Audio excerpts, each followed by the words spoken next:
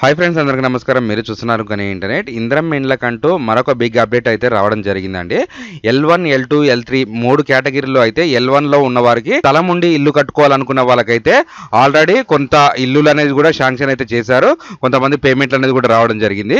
ఇప్పుడు అనేది సొంత ఇల్లు కట్టుకోవాలి అనే దాని గురించి అయితే చాలా మంది ఇందిరమ్మ ఇండ్ల కోసం ఎదురు చూస్తున్న వాళ్ళు చాలా మంది అయితే ఉండడం జరిగింది.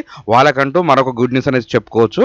L2, L3 ఉన్న వారికి అయితే కొన్ని రీవెరిఫికేషన్లో అర్హతలు అనేది మనకు గుర్తించి ఆల్రెడీ ప్రభుత్వ ఉద్యోగులు ఉండి కూడా దీంట్లో అనేది అప్లికేషన్ చేసుకున్నారు. 4-వీలర్ కారు ఉండి, లారీ ఉండి, నెక్స్ట్ హెవీ వెహికల్స్ ఉన్నవారు కూడా ఇందులో అనేది అప్లికేషన్ చేసుకున్నారు. కాబట్టి వీళ్ళది అనేది కూడా అర్హుల నుంచి గుర్తించి అర్హులైన వారికే ఇల్లులు ఇవ్వాలనేసి కూడా L2, L3 వాళ్ళకైతే కొద్దిగా ఇల్లులు అనేది లేట్ అయితే కావడం జరిగింది. ఇంద్రమ్మ ఇండ్ల గురించి, రేషన్ కార్డుల గురించి, ప్రభుత్వ పథకాల గురించి, ఆన్లైన్ జాబ్స్ గురించి, మీ సేవ గురించి, ఆన్లైన్ గురించి మన ఛానల్లో అయితే చేసి పెట్టడం జరుగుతుంది. కాబట్టి మీకు 100% ఏదో ఒక వీడియో అయితే ఉపయోగం ఉంటుంది. మన ఛానల్ అనేది సబ్స్క్రైబ్ చేసుకొని మనకి వాట్సాప్ అండ్ టెలిగ్రామ్ గ్రూప్లో అయితే మీరు డైలీ అప్డేట్స్ రావడం జరుగుతుంది.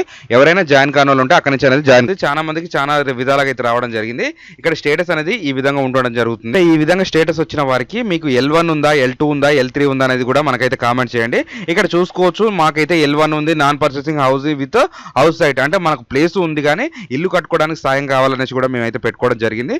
మాకైతే ఆ ఇల్లు ఇవ్వలేదు, ఇల్లు కట్టుకోవడానికి స్థలం ఇవ్వలేదు. ఆ స్థలం ప్లేస్లో మనకి ఏది ఇవ్వడం అయితే మాకు లేదు. ఆల్రెడీ లిస్ట్లో అయితే మా పేరు అయితే రావడం జరిగింది. ఆ పేరు వచ్చినా కానీ మాకైతే ఎటువంటి ఇల్లులు, గృహాలు ఏది నెక్స్ట్ ప్లేస్ కూడా మన గవర్నమెంట్ నుంచి అయితే ఎటువంటి నోటిఫికేషన్ అయితే మనకైతే రాలేదు. సొంత ఇల్లు ఉండాలనేసి కూడా అందరికైతే కళలు ఉండటం జరుగుతుంది. దాని ద్వారా కూడా ఇందిరమ్మ ఇల్లులు అనేది కూడా శాంక్షన్ అయితే చేస్తామనేసి చెప్తున్నారు. సొంత ఇల్లు కళ అందరికీ నెరవేరుస్తామనేసి కూడా సీఎం రేవంత్ రెడ్డి గారు అయితే ఒక మీటింగ్లో అయితే చెప్పడం జరిగింది.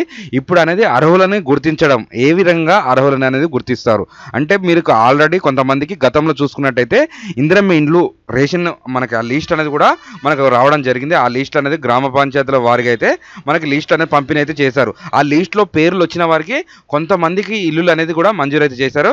మరింకా కొంతమందికి అయితే ఇల్లులు అయితే ఎవరికైతే ఇవ్వడం అయితే లేదు. ఆ లిస్ట్లో ఉన్న వారికి మనకి ఇల్లులు వస్తాయా రావా అనేసి కూడా చాలా మంది చాలా కంగారే ఉంది. ఇప్పుడు అనేది రీవెరిఫికేషన్ అనేది ఉంటుంది. ఆ రీవెరిఫికేషన్ కూడా గ్రామాల వైజ్గా, గ్రామాల ఏరియాల వైజ్గా, మీ గ్రామ వార్డుల వైజ్గా అనేది కూడా ఉండడం జరుగుతుంది. ఆ లిస్ట్ ఎందుకు రావడం జరిగిందంటే దీంట్లో ప్రభుత్వ ఉద్యోగులు, రేషన్ కార్డు లేని వాళ్ళు అనర్హులుగా గుర్తించి next heavy vehicles, double bedroom ఇల్లులు ఆల్రెడీ గతంలో పొందిన వాళ్ళకు ఒక ఇంట్లో ఒకరికే డబుల్ బెడ్రూమ్ ఇల్లులన్నా లేదా ఇందిరమ్మ ఇండ్లు అన్నా పంపిణీ అయితే చేస్తామనేసి కూడా ఇలాంటి వెరిఫికేషన్ అనేది కూడా మళ్ళీ చేసి ఆ గ్రామాల వారీగా ఏదన్నా స్థలం గవర్నమెంట్ భూమి ఉంటే అక్కడి నుంచి అనేది కూడా ఇల్లులు అనేది కట్టించి మనకు అనేది ఇది అనేది ఇవ్వడం జరుగుతుంది. లేదా చూసుకున్నట్టయితే జిహెచ్ఎంసీ పరిధిలో ఉన్న వాళ్ళు కేసీఆర్ హయాంలో డబుల్ బెడ్రూమ్ ఇల్లులు ఇచ్చారు. దానికి అనేది కొన్ని పంపిణీ చేశారు, ఇంకా కొన్ని మిగిలి ఉన్నాయి. వాటిని అనేది రినావల్యూషన్ చేసి ఇందిరమ్మ ఇండ్లుగా మార్చి అవే ఇండ్లు అనేది కూడా మనకు అనేది పంపిణీ అయితే చేస్తారు.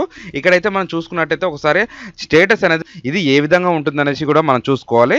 ఇలాంటి ఇన్ఫర్మేషన్ మీకు వరకు రావాలంటే ఖచ్చితంగా అయితే మన ఛానల్ అనేది సబ్స్క్రైబ్ చేసుకొని ఇలాంటి information video me friends and family మెంబర్స్కి షేర్ చేస్తారని కోరుకుంటున్నాను. Thanks for the watching.